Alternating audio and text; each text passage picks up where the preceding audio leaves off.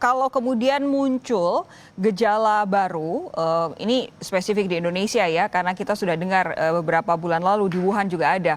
Tapi ketika masyarakat Indonesia sudah mulai familiar dengan adanya happy hypoxia ini sebagai sebuah gejala baru, itu dampaknya terhadap penyebaran, dampaknya terhadap pandemi ini apa sih, Pak Miko? Ya, jadi kalau pada kasus sebenarnya mau OTG, mau itu kasus ringan, mau itu kasus sedang maupun kasus berat, semuanya sama-sama menularkan.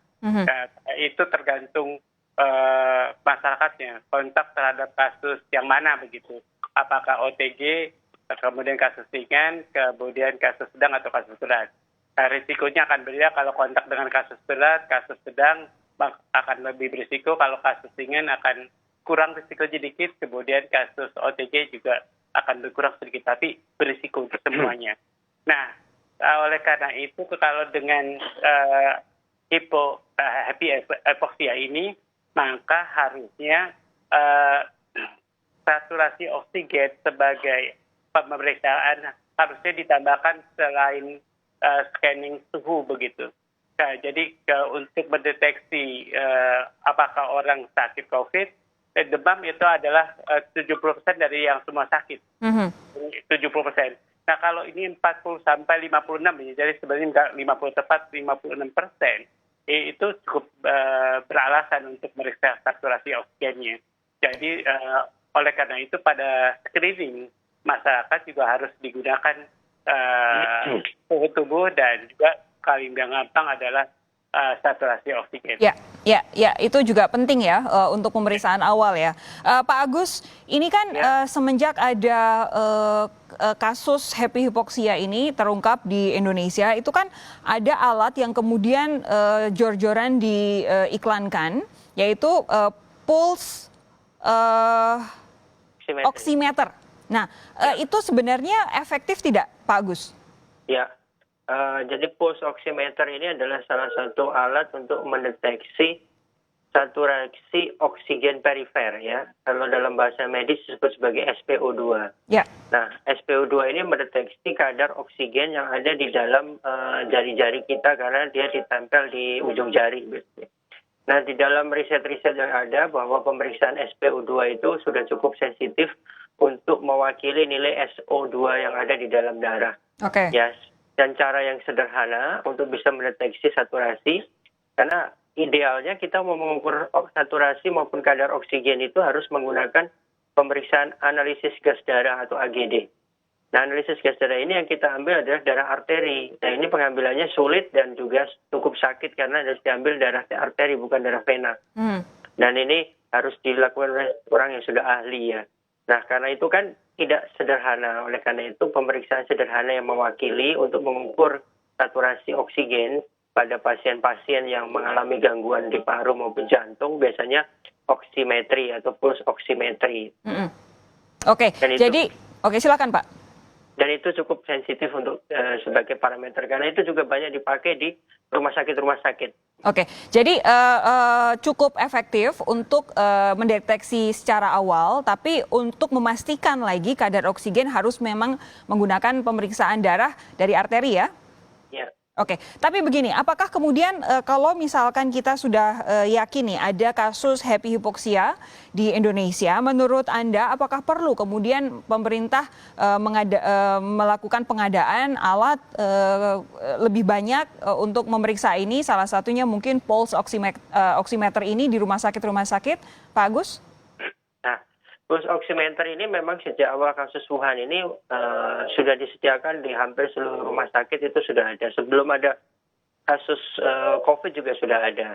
Dan pada saat pengadaan itu merupakan salah satu alat yang memang minta disediakan lebih banyak karena kan di rumah sakit itu ada bagian gawat darurat, ruang perawatan yang lebih banyak sehingga kebutuhan pulse oximeter ini lebih banyak.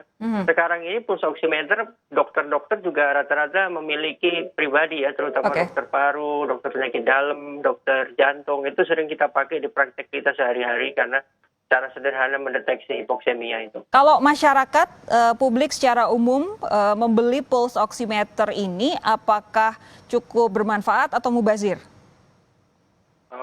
itu bisa dibeli kok di toko-toko alat kedokteran, cukup murah, tidak terlalu mahal. Oke. Dan itu bisa efektif untuk mendeteksi kalau ada keluhan-keluhan bukan hanya COVID ya, misalnya orang dengan asma, dengan penyakit paru seperti tuberkulosis yang cukup luas, itu bisa mengukur kalau dia lagi sesak berapa pulse oximeternya. Oke, jadi kalaupun masyarakat punya itu tidak masalah ya, justru bisa jadi pendeteksi awal gitu ya? Ya, bisa dipakai untuk menilai apakah seseorang mengalami hipoksemia atau tidak. Pak Miko, ini kan namanya aja sudah sangat-sangat asing, happy hipoksia. Tapi dampaknya kita tahu ini cukup fatal karena hanya dalam beberapa jam orang yang tadinya tampaknya sehat walafiat ternyata bisa meninggal mendadak. Bagaimana kemudian Anda bisa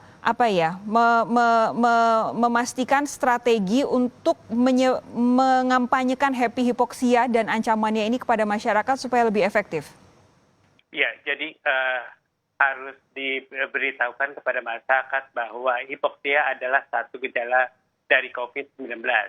Ya, itu bisa diukur dengan alat pulse oximetry yang murah dan ya bisa dibeli oleh di apotek atau di alat kedokteran, alat medis. Nah, oleh karena itu bagi yang mau memiliki ada gunanya buat yang lain, baik hipoksia karena kelainan parunya, hipoksia karena kelainan darahnya, hipoksia karena penyakit lain.